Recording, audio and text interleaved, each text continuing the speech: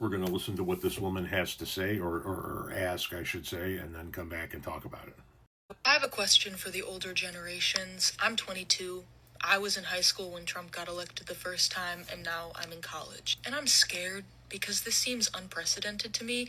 I became conscious of politics in a time where this was on the rise. So, if you could stitch this with any advice or wisdom you have learned throughout your years on how to keep going, how to keep fighting for what is right, what is good, what is just, without burning yourself out and feeling depressed by the weight of the world.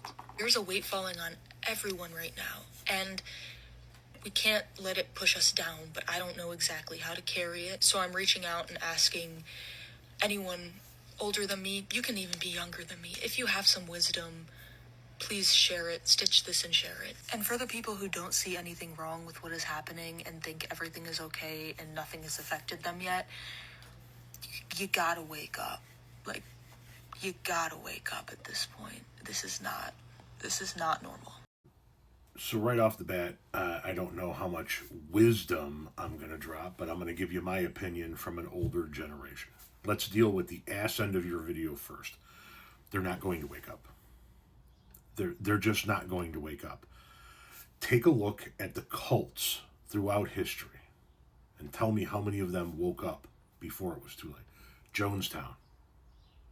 Did those people wake up? Most of them didn't, right?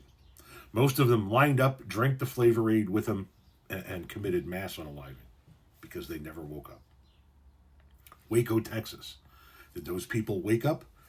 Did they come out of the building? No, we don't want any part of this. No, they didn't. They stayed inside, huddled with him until the tank came through the front door with the fucking flame coming out of the front of it, the whole 9 yards. Oftentimes, people in a cult do not wake up, so don't hold your breath on these folks waking up. Now, how do you get through shit like this? Well, one, you realize that you have no choice but to get through shit like this, and so you just muster the willpower to get through it. But more importantly,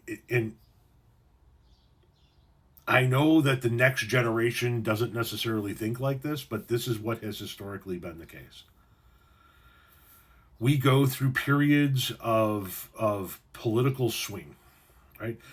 Politics is a pendulum, and it swings to the right and to the left and to the right and to the left, and we go back and forth, right? Sometimes we have Republican administrations, and sometimes we have Democratic administrations.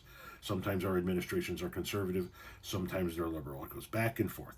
And usually that pendulum stays right here in the center, right? Center right, center left, center right, center left, center right, center left, center right, center left. And then there are times throughout our history in which that pendulum gets off course and starts to swing farther right, farther left, farther right, farther left. And it always comes right back to here. But you got to go through some crazy shit in the meantime, right? It was right here in the middle for the longest time. And then along came and this is my opinion, this is the way I see it. Along came a gentleman named Ronald Reagan, who figured out that we could use the born again Christian, the far right wing evangelical Christian base in this country as a voting bloc, and we started to go a little bit further right, a little bit more religious, a little bit more fundamentalist, a little bit more conservative, just a little bit more fascist, right? And so then we brought it back to the center with Bill Clinton. At least we thought we brought it back to the center. We had what was at the time a fairly moderate president working with a Republican Congress to balance the budget and put people to work. But the far right wingers, those folks that helped get Ronald Reagan elected, they viewed Bill Clinton as the Antichrist. He's some far left loon. So they pegged a little bit further right with W, right? They bring in W, and all of a sudden we're getting a little bit more religious, we're getting a little bit further right, we're getting a little bit more authoritarian, we're just ever so swinging that little bit further right. And we then thought we brought it back to the middle with Obama. Obama was about as fucking centrist as you could possibly get, in my opinion. But to the far right, he was just Marxist Kenyan socialist communist dictator over here, right? And they thought we pegged far left. What really bothered him was his spooky sounding name and that awfully dark skin of his. So what did they do? They peg far right wing with Donald Trump. We try to bring it back to the center again with Joe Biden. And then as we're getting ready to kind of see the next generations begin to take hold, they peg far right again. And our people stay home because the far left, in many instances, is just as fucking stupid as the far right. So the only thing I can say is if you hold steady, if you hold the course, eventually it's going to come back here, but not before we go through some bad shit. Because you see, we're in a 100-year cycle right now. Take a look at human history. Political and economic history from the human beings 100 years ago, from right now, and then 100 years prior to that. And tell me what you see. You see massive economic destabilization with global military conflict, followed by eras of prosperity. Think about 1925.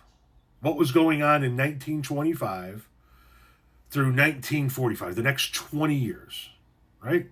What happened from 1925 to 1945? Well, we had the Depression. We had a world war.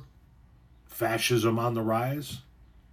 And then a stabilization and an era of prosperity. And look 100 years prior, the same fucking thing. Here we are 100 years later, and we're going through the same thing. So over the next 20 years, my guess is we're going to go through some shit. And then it's going to stabilize, and we're going to see an era of prosperity. So by the time my two daughters here in Illinois are in their 40s, and my daughter in Indiana is in her 50s, and my son is in his 30s, we should be entering another era of prosperity, providing that over the next 20 years we can beat back the fascism and economic downturn that we are likely to face. Your generation is now the next in line to be the greatest generation. The greatest generation is the generation that dealt with all of that shit, right? Came out of the fucking Depression era, went and fought a global war against fascism, and put us on a road to prosperity. We're 100 years later. You guys are now the greatest generation again. You guys, unfortunately, have to be the ones to carry the burden, but it's entirely up to you guys, like it was up to the greatest generation back in the day.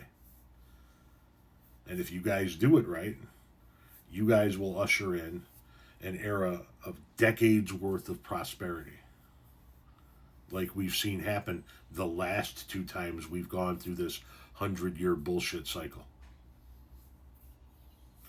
But the next 2 years, 20 years, my apologies, they're going to be a little rough. We're going to go through some shit over the course of the next 20 years. But you guys should ultimately be the beneficiaries of us having to repeat the same mistakes over and over again.